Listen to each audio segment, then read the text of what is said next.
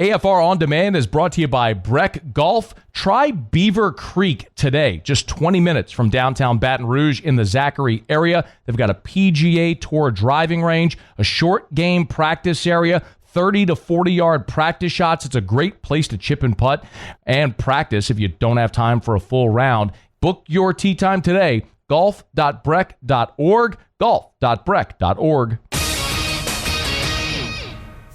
Matt Moscona. I'm very important. After further review. Say it one more time. After further review with Matt Moscona. And here we go. Live from the Raising Cane studio. Let's ride!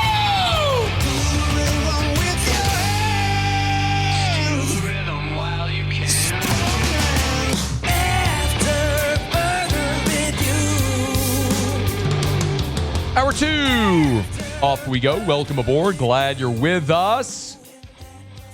AFR presented by Goodwood Men's Sexual Wellness. I'm Matt. This is Shaq O'Neal, and I hate Matt. Paul O'Neal. They're chanting Paul O'Neal's name. Yusuf. And Mr. Toby Tom Play.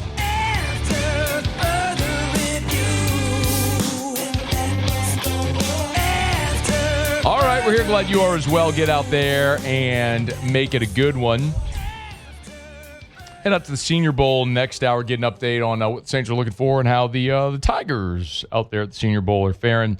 Always appreciate we get a few minutes with Jeff Duncan, NOLA.com, the Times Picayune. He's on Twitter at Jeff Duncan _ good column today about how the Saints can sort of maybe look at the blueprint from the teams in this year's Super Bowl, the Seahawks and the Patriots, to maybe get themselves back there. Jeff's with us now. How are you, man? Matt, doing good. Good to hear from you. No, we always appreciate the time. Hey, real quick, before we dive into the matter at hand, did I see that are you a Hall of Fame voter?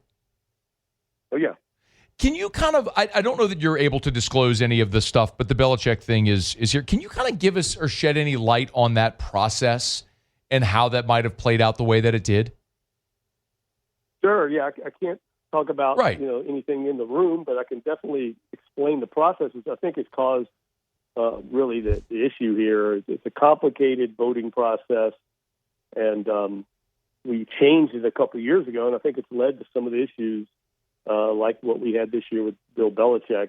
The voting committee of 50 members, which I'm a member of, is really tasked with picking 3 Hall of Famers from a group of 5. And in this instance, Matt, we have 3 senior players, 1 contributor, which was Patriots owner Robert Kraft, and 1 coach candidate in Bill Belichick. Of those 5 candidates, we are tasked with voting for 3 into Hall of Fame induction.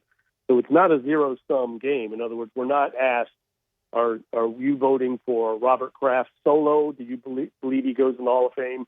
You pick 3 of the 5, and I think this new process, and then from those results, the candidate has to receive 80% positive votes to earn induction into the Hall of Fame.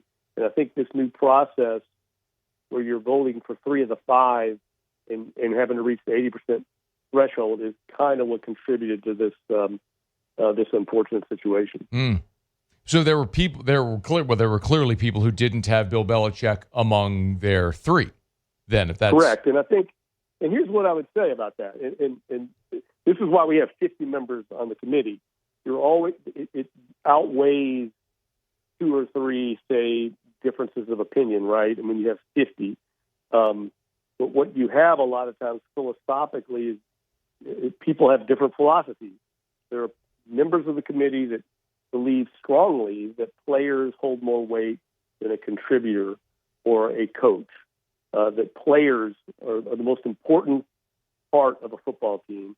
And so what you might have, what I'm trying to explain is 2 or 3 members might feel that way and have voted for the players over the coach and contributor because that's their philosophy. Then you might have some other selection committee members that feel strongly about ethics and the cheating scandals that Bill Belichick had. He had 2 separate Spygate and Deflategate, which he was caught and admitted he did.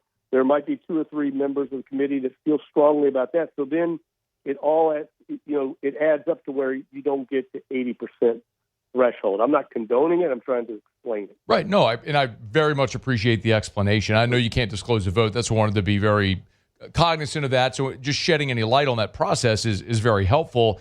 I didn't realize. So it could have been Kraft and Belichick theoretically going in the same class, which, boy, that would have been because as I understand it, maybe they're at odds over the way that it ended in New England. Like that would have been something if the two of them have gone in. There's conspiracy theories that could have bound all over the place. But in any event, Jeff, we appreciate you for joining. It's not why we wanted to have you, but it certainly is timely and relevant there, so I appreciate the explanation. You do have the column up at NOLA.com, Times-Picayune, for those that want to read it, about how the Saints might be able to mirror these two Super Bowl teams to get back there. What sparked in your mind to think, that's something that the Saints could potentially mirror? Well, I think a lot of it has to do with people in the building saying it. Basically they view the New England Patriots a lot as a model. I mean, they drafted their franchise quarterback a year ago, let him sit for about half the season, and decided to start building around him after 1 year. And I think that's similar to where the Saints are in their roster management or building timeline. I think they're on a track similar to where the Patriots were a year ago. They feel very good about Tyler Shuck. I don't think there's any lack of confidence in him as their franchise quarterback going forward. I think it does provide a nice model of a young head coach and a young quarterback. That battery in the NFL has proven to be the way to go, at least in the last 10, 20 years. And I think the Saints are trying to follow that model that New England established. It's a little different in Seattle with them going the free agent route to get Sam Darnold, but similar in that they built around a guy and identified a guy and went and got him in free agency, and then really built that roster around him. You also mentioned the importance of culture, and I think we've talked about.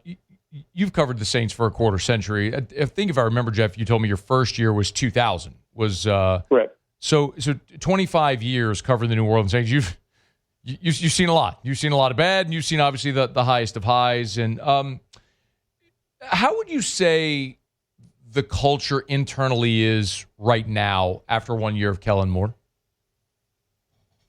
I think it's as good as it's been since Sean Payton left. It's probably the best it's been since Sean Payton left. Having said that, I don't think they've ever had terrible culture there, mainly because they've got such strong leadership in the players. DeMario Davis, Cam Jordan, when Tom Matthew was still there.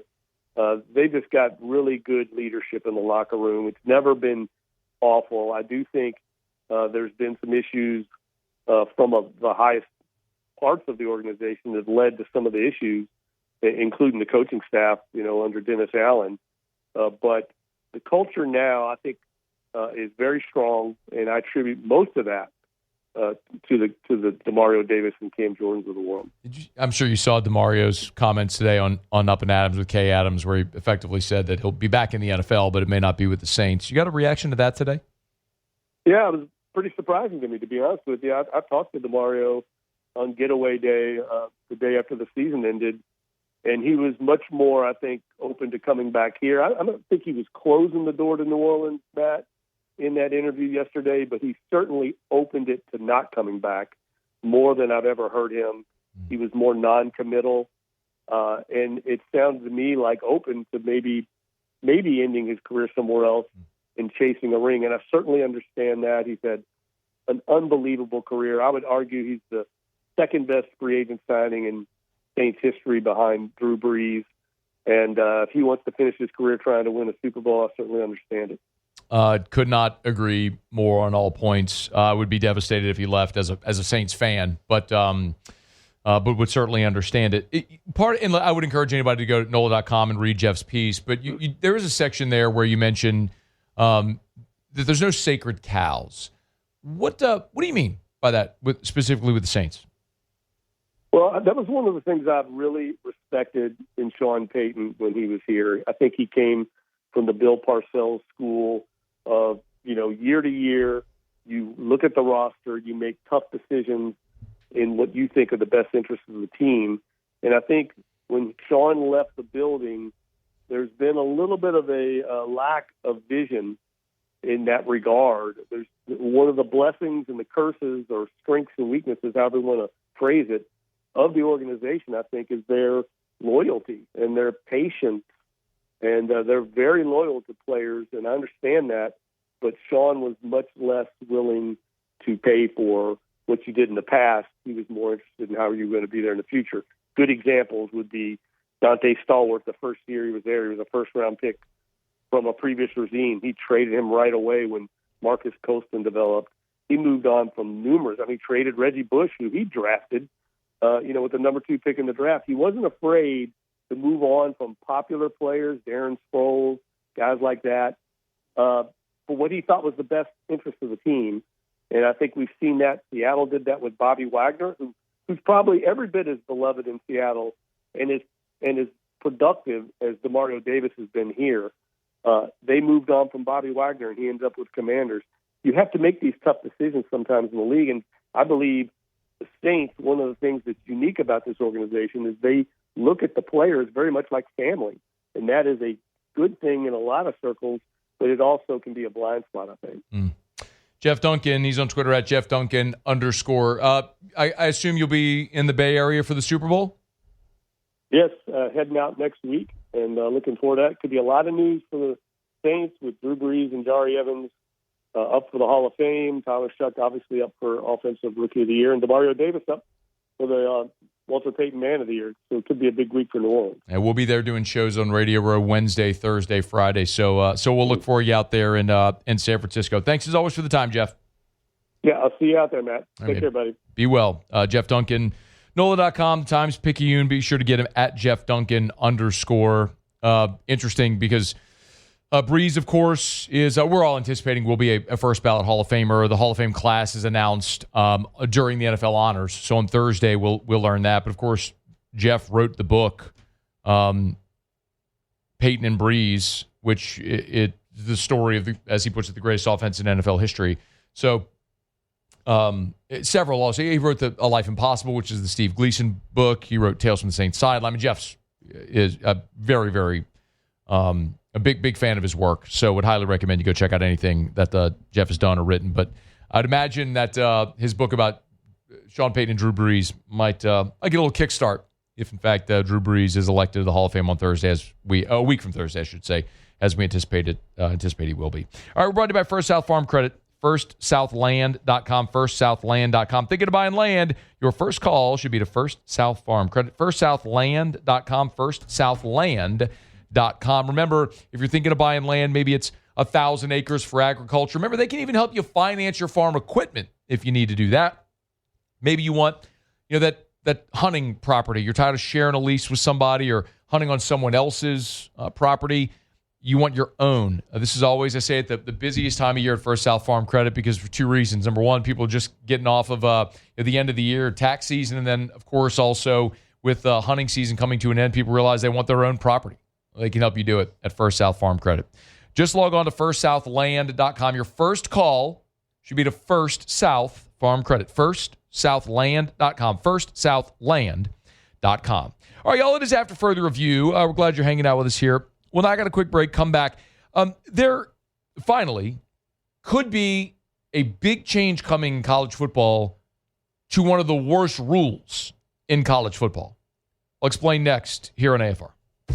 AFR. I love telling you about Duplessis Builders. They're going to build you a beautiful pool like we always talk about. Any resort-style pool, no matter how grand, palatial that you want, they could do everything. Pools, outdoor kitchens, all of it. They have pools that are already designed starting less than $50,000. So for any budget financing available, they can help you. DuplessisBuilders.net, DuplessisBuilders.net. But what I really love telling you about with Duplessis Builders is Derek Duplessis. Derek, of course, sponsored the Dream Pool Sweepstakes, which they gave away a pool to a winner, and they took the entries from donations to Dreams Come True of Louisiana. They ended up raising more than $27,000 for Dreams Come True of Louisiana. Absolutely amazing. It's easy to endorse a great company that's going to build a great product and treat you right. but also great people. It's Duplessis Builders. Check them out, duplessisbuilders.net. After further review, presented by Goodwood Men's Sexual Wellness. Visit yourgoodwood.com.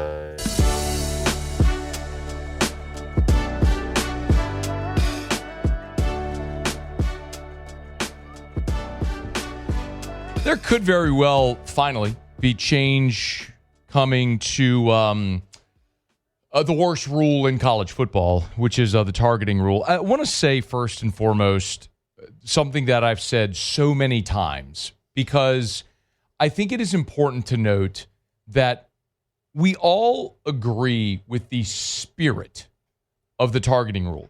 And over the many years that we've talked about this, I have said it this way, so this may sound redundant and repetitive, but I think it's worth mentioning and being consistent with this point of view. So even if you've heard me say it before, you know I'm being consistent with my point of view. I think we can all agree with the spirit of the targeting rule. Trying to eliminate dangerous plays as best you can from the game is a net positive. Dangerous plays that could result in serious head and neck injuries. If you can litigate those dangerous plays out of the game, I think most people would be in favor of that. This is a collision sport. Football is by nature and inherently dangerous, and everyone that plays it knows it, understands it, takes that risk.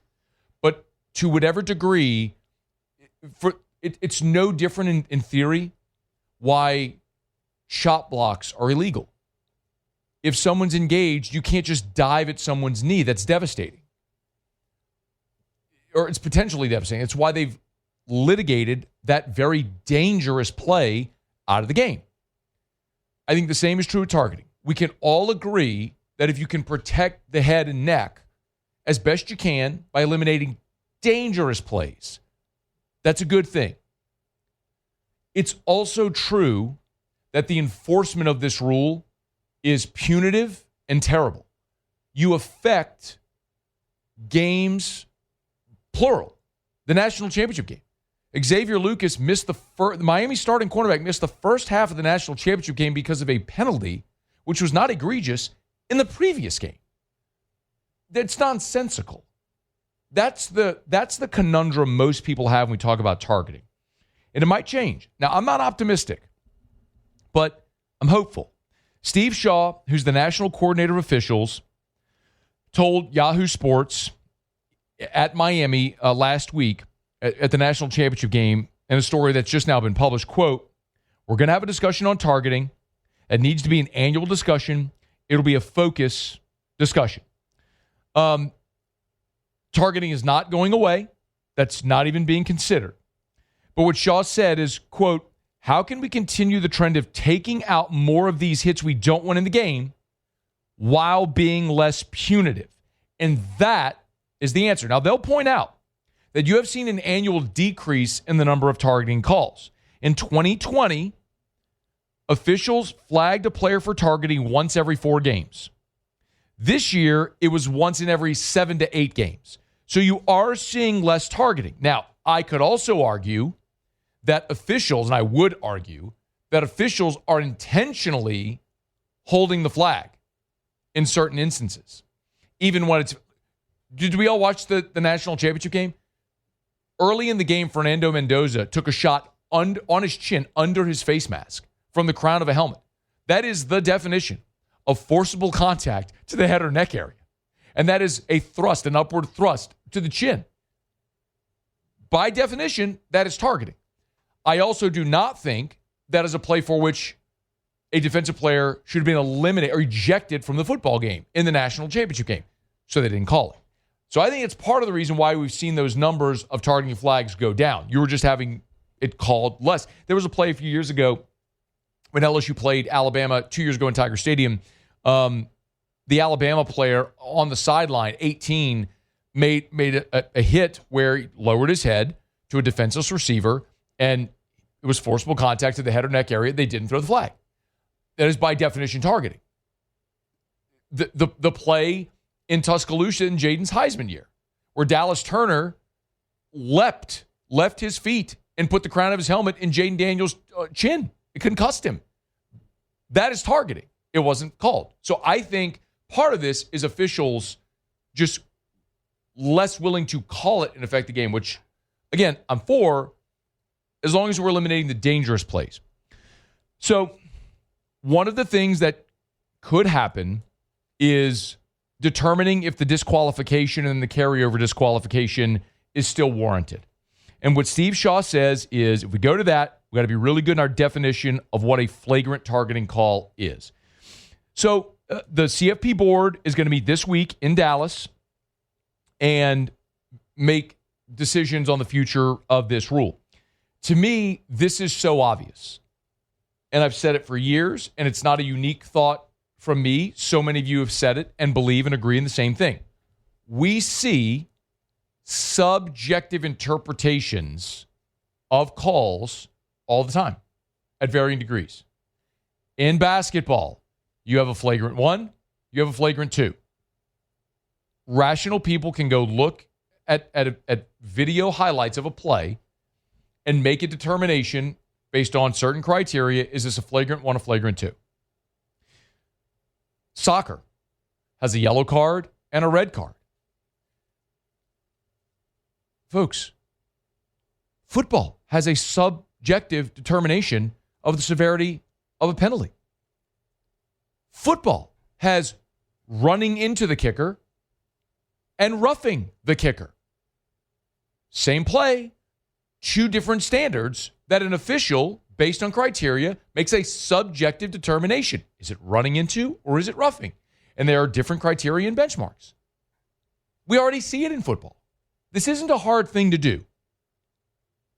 And I understand what's at the root cause of all this, which is the threat of litigation, like we saw in the NFL with the Players Union because of the concussion lawsuit, which ended up being a $1 billion settlement with the Players Association against the NFL because the NFL had knowledge of concussion damage and held it, hid it. That's not what's happening here. So but I understand they're never going to remove the targeting penalty, and I don't think they should. But I think we all sensibly can agree that you can have a targeting 1 and a targeting 2. Because sometimes a player leaves his feet, crown of the helmet, soaring through the air, and hits a defenseless player in the head or neck area. That's dangerous. You want that out of the game. But there's also moments where an offensive player ducks and lowers the target, and a defensive player incidentally makes contact with the head or neck area and is flagged and ejected. No sensible person watching a football game can look at a play like that and say, yep, that was so malicious, that person should be thrown out of this game and the first half of next game. We can all reasonably agree to that. So we've had this conversation for years. I don't know that I believe necessarily they're going to make this change because they've been hesitant to do it in the past. Something that seems very common. It seems like it's a very common sense strategy. But I'm hopeful.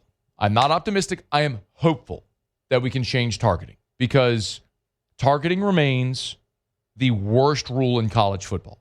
It is the most punitive rule when you are ejecting players from a game and potentially games for something unintentional and by definition not dangerous. Here's hoping they can agree to something this week. And I think most all of us would agree that would be a good thing for the sport. We're brought to you by Our Lady of the Lake, championship health partner of LSU Athletics. Speaking of the health of athletes, of course, at LSU, it is Our Lady of the Lake and LSU. As they say, together we roar. I tell you all the time, when you think LSU, I want you to think Our Lady of the Lake. When you think Our Lady of the Lake, I want you to think LSU. Those 2 logos, those 2 brands unified as one.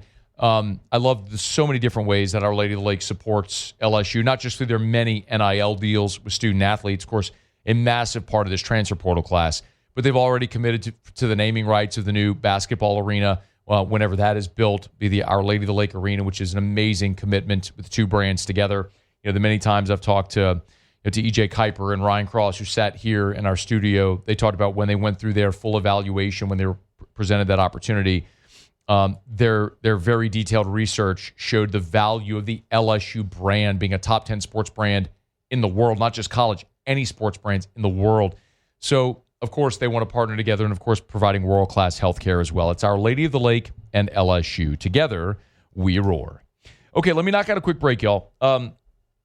We'll come back here in just a smidge. Muse will have Tigers and the Pros in about 15 minutes from right now. We will go to Mobile, talk to Ross Jackson next hour as well. We'll continue some of the conversation, though, about the NFL, in particular free agency involving the New Orleans Saints. Zach Perilous is going to join us when we come back from CBS Sports, talk a little bit about some of the Saints free agents out there looming, not only DeMario Davis, but some of the other significant ones. We'll get to that on AFR. AFR. GLO. GlowResources.com. GlowResources.com. GlowResources.com. They are complete employer solutions, Glow Resources and GlowResources.com. Yes, when we talk about Glow Resources, we are talking about permanent employee solutions. So they are out to find you the person that's not, this isn't temp staffing. And by the way, if you're an employee, don't contact Glow. They'll find you. Who Glow wants to speak to is you, the business owner.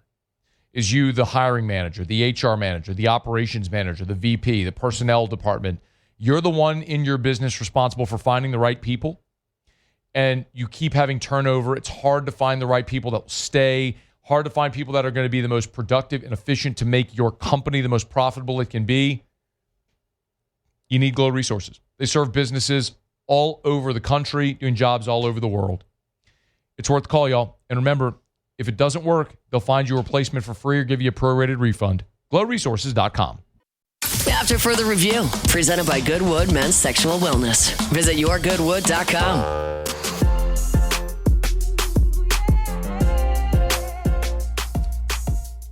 Well, for the first time, and I genuinely don't even know how long, the New Orleans Saints aren't going to be going into free agency and cap hell.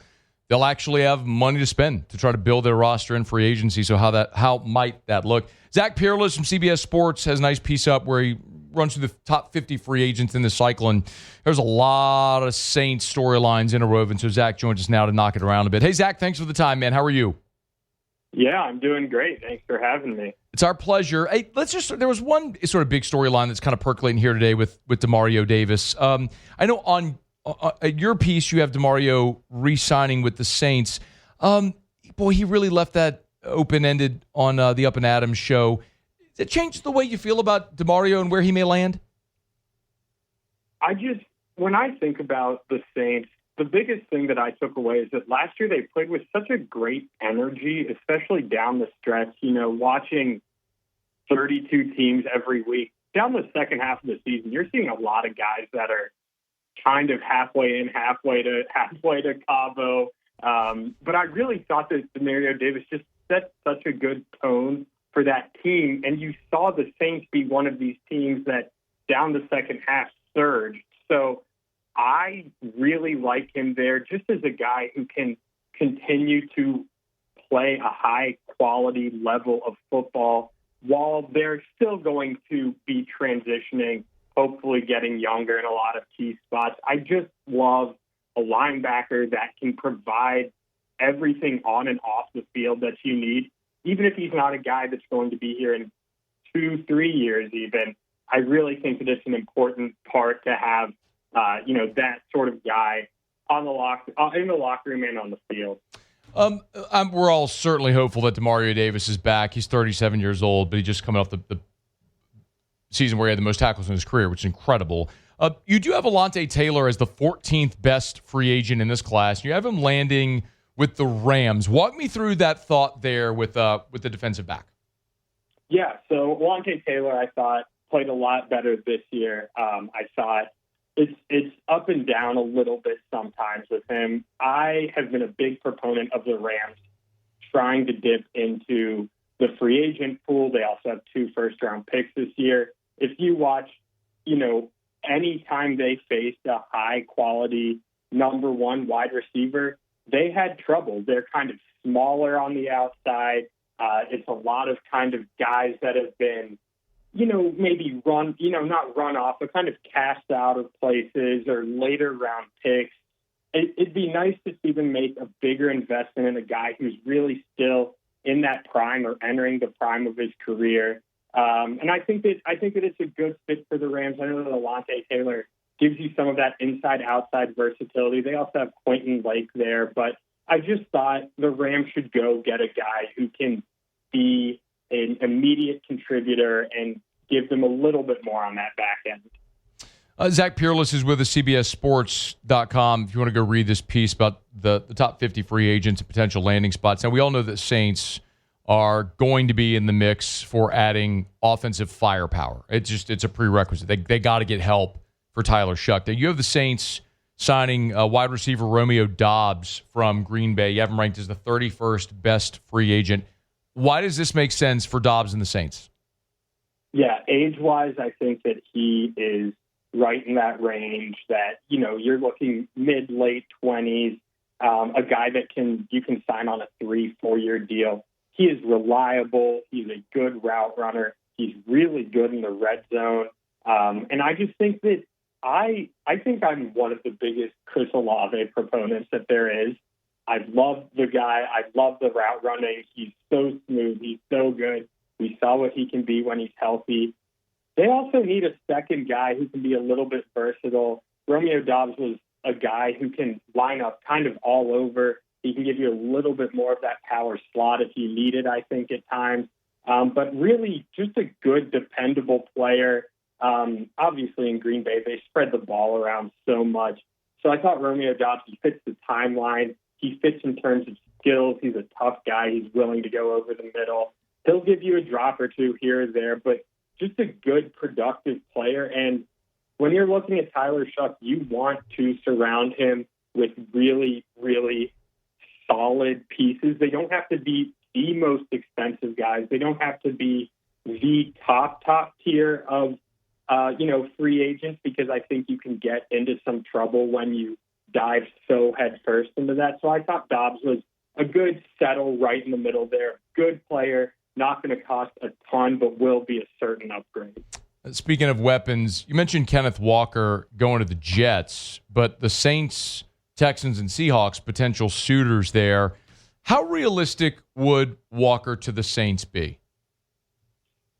It's always tough to try to read the tea leaves. I think that one thing that's helping Kenneth Walker right now is that he is showing out right now for the Seahawks. That run game has finally kind of gotten itself together after about the first 3 quarters of the season kind of being disappointing, not very consistent. Kenneth Walker, he's been great in the playoffs with Zach Charbonnet down. So that number is just going to go up and up. I think the difference between his number of tackles broken and the next closest guy is gigantic. He makes some runs that somehow get 6 yards when they should get -2.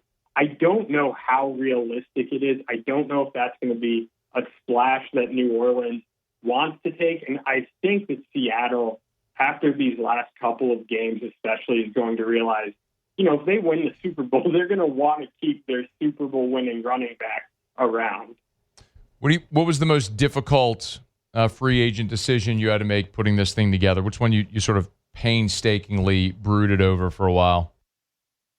I think the toughest one, especially if you go look at kind of the top tier of guys, Tyler Linderbaum is a really good interior lineman. He's played center at a very high level for the Ravens. And there are a lot of teams that could use interior line help. I actually ended up sending Tyler Linderbaum to the Chargers because they're outside of their tackles who were hurt all year. They could replace all 3 of their guys in the middle. And Tyler Linderbaum, you obviously have the Harbaugh connection. So Jim is going to know him very, very well, just being John's brother. I do cover the Ravens partially, so I know Tyler wants to stay in Baltimore. He's been very open to that. It's a lot of fun to snap the ball to Lamar Jackson. But I said Tyler Linderbaum Chargers, but also the Ravens, maybe the Giants, and he stays with John Harbaugh. So every team that wants a center should be willing to sell out for Tyler Linderbaum. It's going to be interesting just seeing the Saints active in top-tier free agents again. We'll see how it may go here in about another a little more than a month as the league year will get underway. Zach Peerless over at CBS Sports at Zach_Peerless, Pereles, if you want to give him a follow. Zach, we appreciate it, man. Thank you for the time. Yeah, absolutely. Thank you so much. Be well. It is After Further Review. We're glad you're with us. Brought to you by Evamore, EVAMOR, Evamore.com. Always got my Evamore here with me on set. Drink a few of these 64-ounce bottles of Evamore a day. Stay hydrated, y'all, with a great Louisiana product. Like, you can go overpay for a bottle just because it says it's from like this far-off exotic place. Or you could buy natural artesian water that's a Louisiana product, and it's delicious, and it's a healthier alternative. And you're supporting a great Louisiana company as well. They got national distribution. So if you're outside of Louisiana, maybe watching on YouTube, listening on podcasts, wherever you may be, go to the website, evamore.com, EVAMOR, evamore.com, type in your zip code, and the find a store, or the store locator function. When you hit the little hamburger menu, you'll see the find a store function, and type in your zip code, and you'll find the store nearest you at evamore.com, EVAMOR, evamore.com, evamore.com. Find a store. And if they don't have it, why not? Yell at the manager. Be like, why don't you have this? Why not? I wouldn't actually do that. That'd be pretty aggressive. But you should drink Evamore. So buy it online or find the store nearest you, evamore.com. All right, it's After Further Review. We're glad to have you aboard with us here. Yeah, part of that conversation, we started the show today talking about it. DeMario Davis was on Up and Adams with Kay Adams, and said point blank he will be back in the NFL next year, but would not commit to being back with the New Orleans Saints. It certainly sounds like he is going to test free agency, and I have no doubt that there's a team with that's closer to winning than New Orleans, and a team that's probably willing to pay him more. Because if there's a team that is nearer a championship and feels like they could bring in DeMario Davis, put him in the middle of the defense, help change culture, and get them closer to a championship, that it would make sense to give him a multi-year deal even at 37 years old. And DeMario told us last year at Super Bowl on Radio Row that he wanted to play 3 more years, and 1 year in the books, and he set a record for the most tackles in his career. He's been so durable. It is worth noting that in this piece from Zach, he has the Broncos and the Falcons as the other 2 suitors. Now, to me, the Falcons wouldn't make a lick of sense. Other than being in the division, like, you do see a lot of player swaps within the division just because of familiarity, right? I mean, just look at guys like Caden Ellis went to the Falcons. David Onyemata went to the Falcons. Like, that's common just because of familiarity. The Broncos would make a ton of sense. And actually, DeMario did talk about that in that interview about potentially going and reuniting with Sean Payton. Of course, brought DeMario here from the Jets. So, man, I would hate it if it were to play out that way and DeMario Davis were to leave. But that's clearly one that we're going to have to keep an eye on, because Davis is, I mean, he said it. When he says that he's open to leaving New Orleans, it's something you have to take seriously. So we'll see how it plays out when free agency gets underway. Okay, our Hump Day shows are brought to you by Goodwood Men's Sexual Wellness. Visit yourgoodwood.com, yourgoodwood.com. Hormone replacement therapy, tons of peptides as well. Ladies, remember, hormone replacement therapy for women is so critical. The war on HRT, as it's been phrased, is over. Look at some of that research that's been released in the past few months and understand the importance, ladies, of HRT as you age. They can help you. Yourgoodwood.com, yourgoodwood.com. All right, quick break. We'll come back. We usually do Tigers and the Pros. Don't you move. AFR.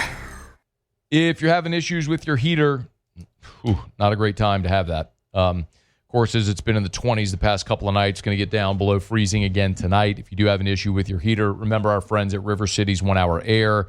I tell you all the time, look for the big yellow vans and trucks with the giant clock on the side. 752-0001, 752-0001, 752-0001, or 1hourbr.com, ONE, 1hourbr.com. You know, if, with temps dropping, if you have an issue with your heater, if it's not keeping up, making funny noises, smells funny, you should get it checked. I tell you all the time, you should have your heater inspected every single year. This should be standard maintenance, like an oil change for your car. Every season, you should get your heater cleaned and maintenanced. If you haven't done that, you're having issues, make sure you call River City's 1 Hour Air. When you call, you'll talk to an actual living, breathing human, and they're always on time, or you don't pay a dime. 752-0001 for River City's 1 Hour Air. After further review, presented by Goodwood Men's Sexual Wellness. Visit yourgoodwood.com.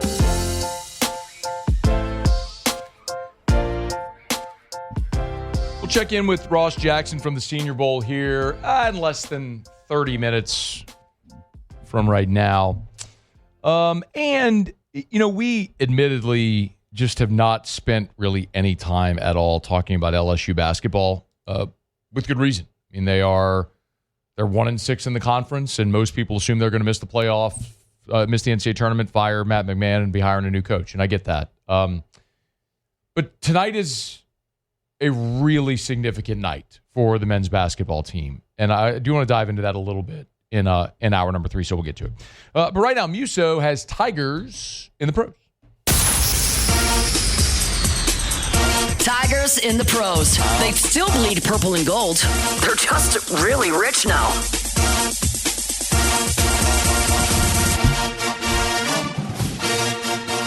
All right, another day brings another former LSU assistant coach on the move in the NFL. This is former Tiger wide receiver coach Adam Henry.